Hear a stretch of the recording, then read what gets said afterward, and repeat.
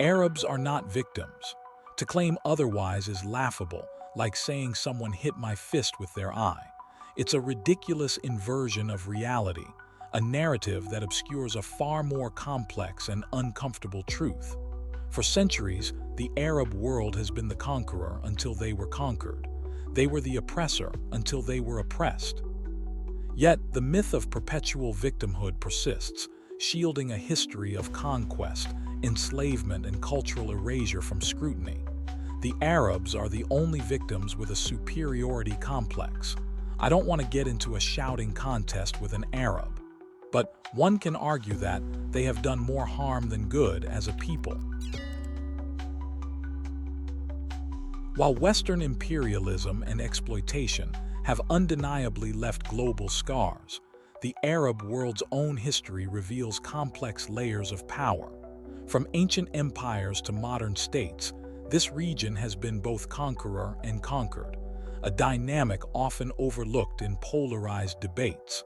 Long before European imperialism, the Arab conquests of the 7th century reshaped continents.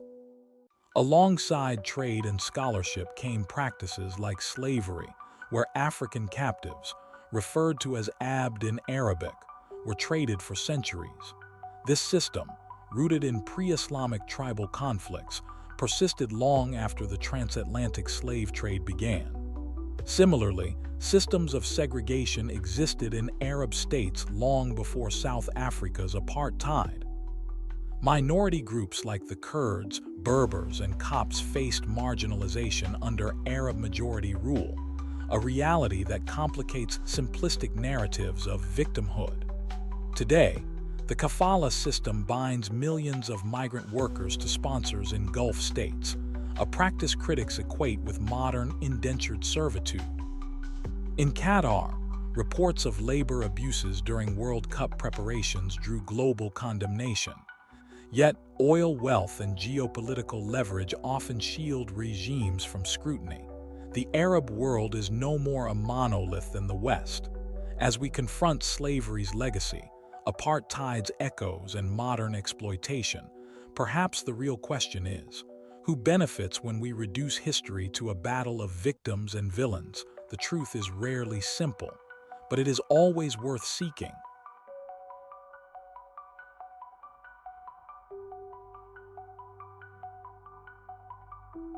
The story of the Arab conquests is often told as a tale of faith, empire, and cultural flourishing.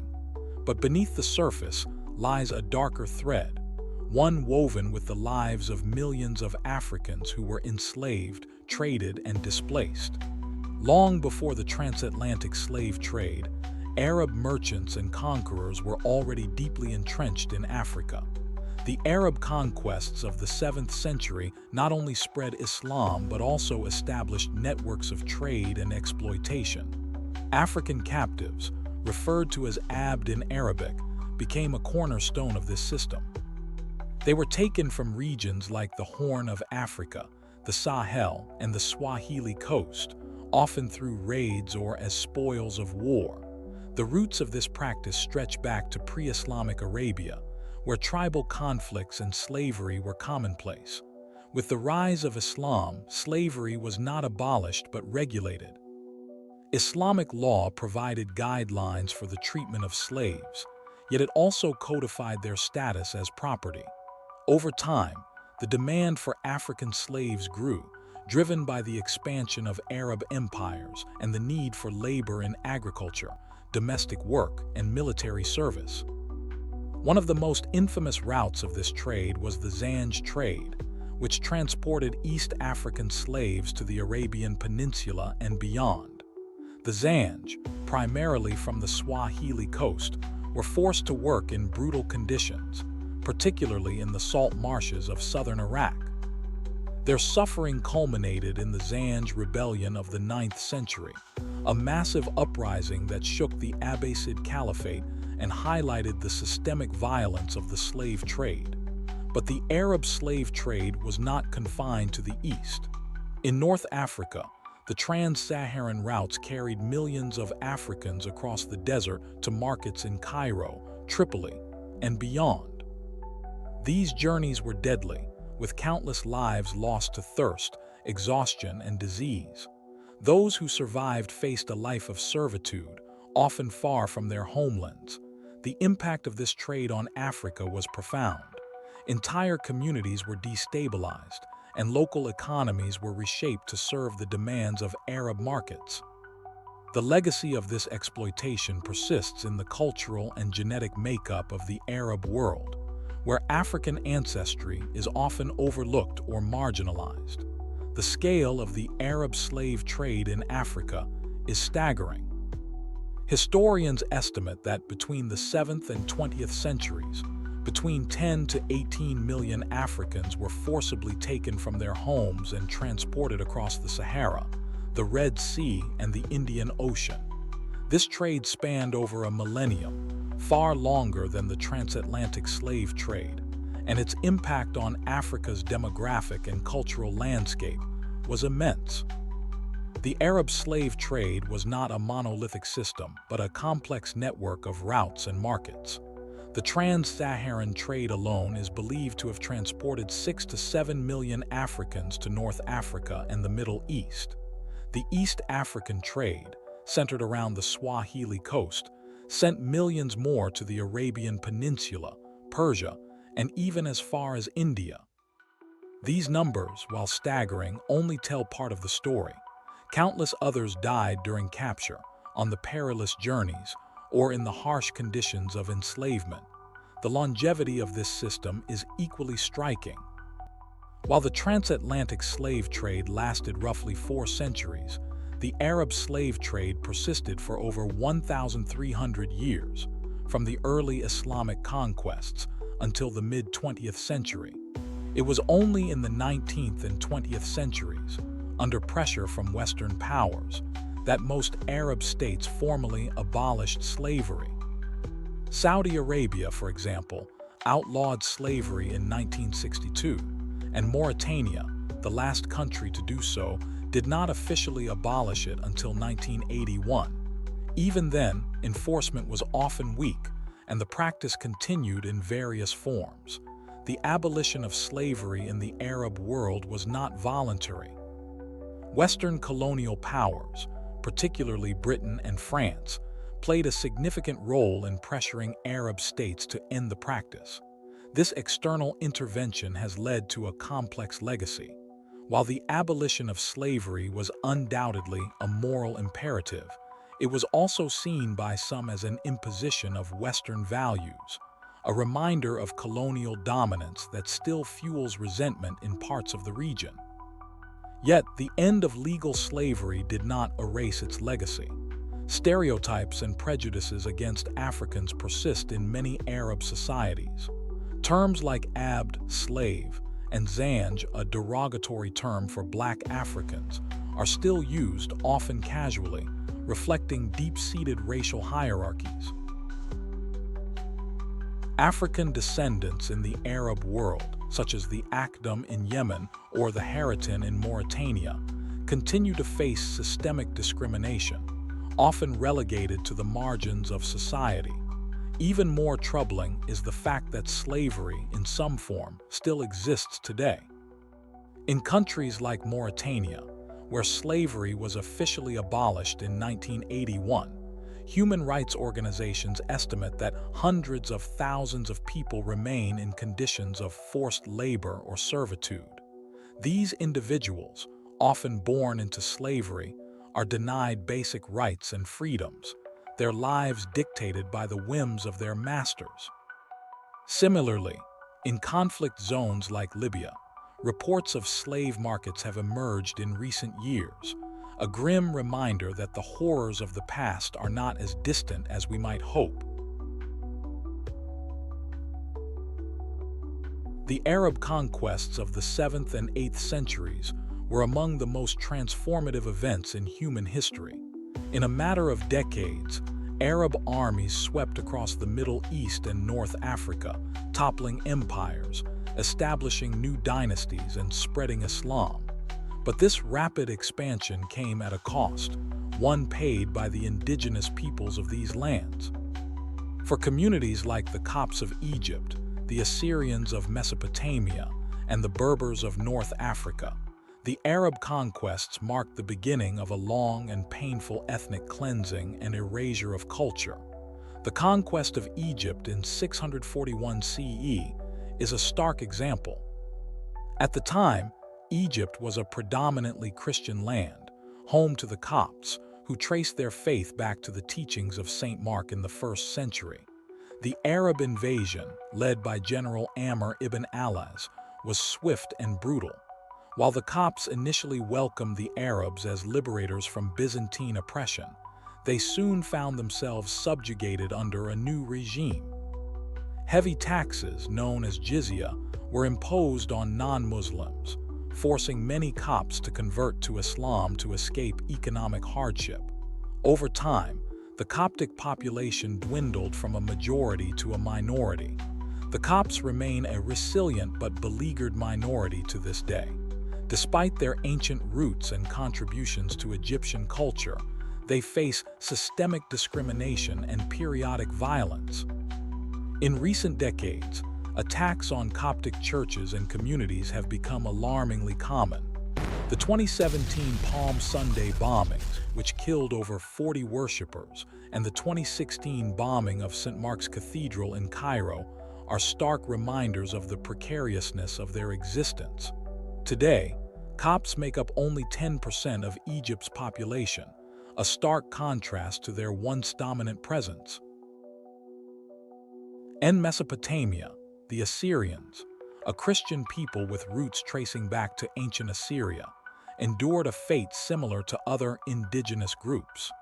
The Arab conquest of the 7th century dismantled centuries of Assyrian cultural and political autonomy, imposing jizya and other discriminatory measures that spurred widespread conversions to Islam.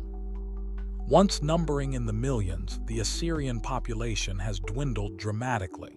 Today, fewer than 2 million Assyrians remain globally, many living in diaspora due to persistent persecution in their ancestral homelands of Iraq, Syria, and Turkey.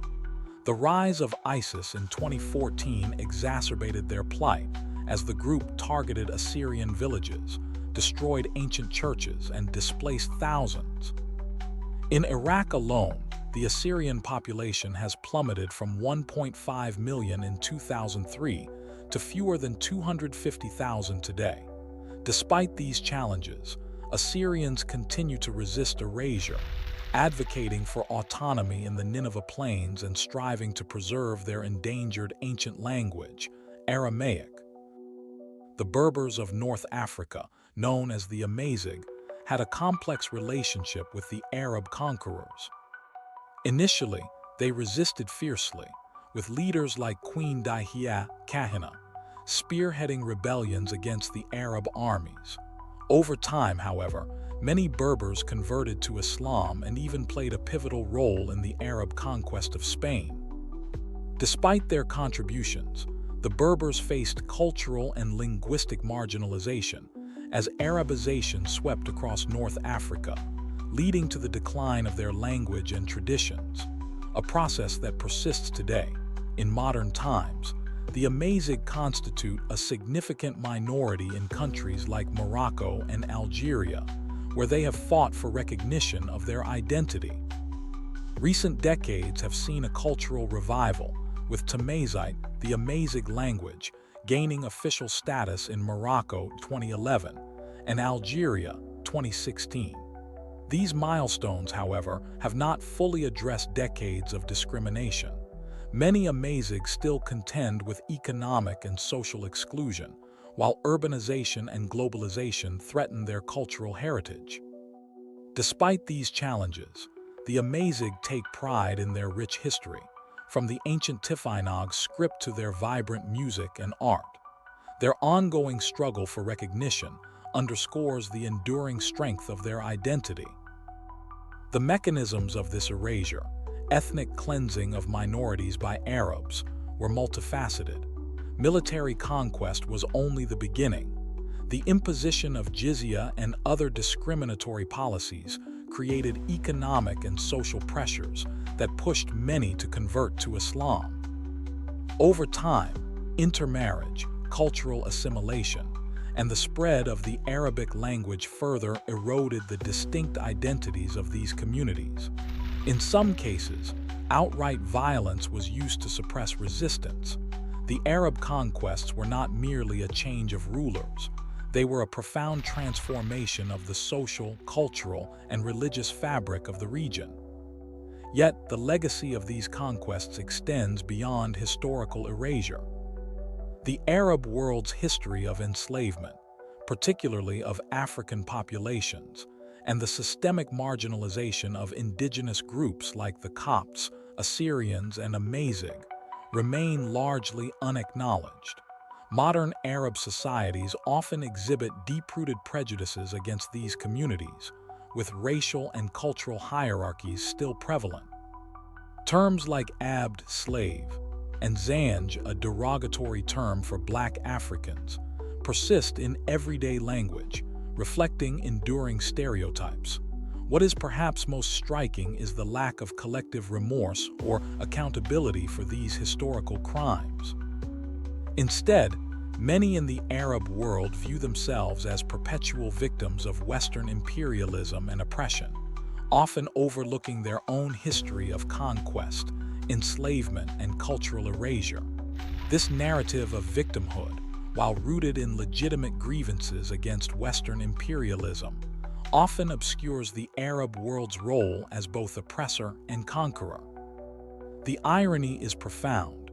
A region that has endured exploitation by external powers has also been complicit in the oppression of others, often on a comparable, if not greater, scale.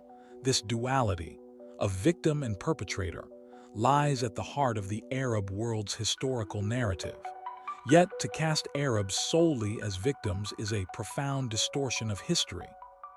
The Arab conquests, marked by enslavement, cultural erasure, and systemic oppression, rank among humanity's gravest crimes. Entire civilizations were uprooted, millions enslaved, and indigenous identities suppressed, all under the banner of empire and faith. And yet, many in the Arab world cling to the illusion of victimhood, shaped by their losses to Western powers in more recent centuries. This selective memory, which overlooks their own history of conquest and domination, perpetuates a dangerous cycle of blame and denial. Until the Arab world confronts this past with honesty and accountability, the cycles of oppression and resentment will endure, leaving no space for reconciliation or progress. The Arab conquests reshaped continents and altered the course of history, but their legacy remains unresolved, a haunting reminder that history is not merely a record of events, but a mirror reflecting how we choose to see ourselves.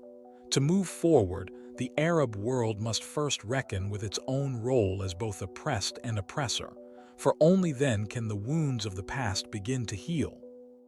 Or,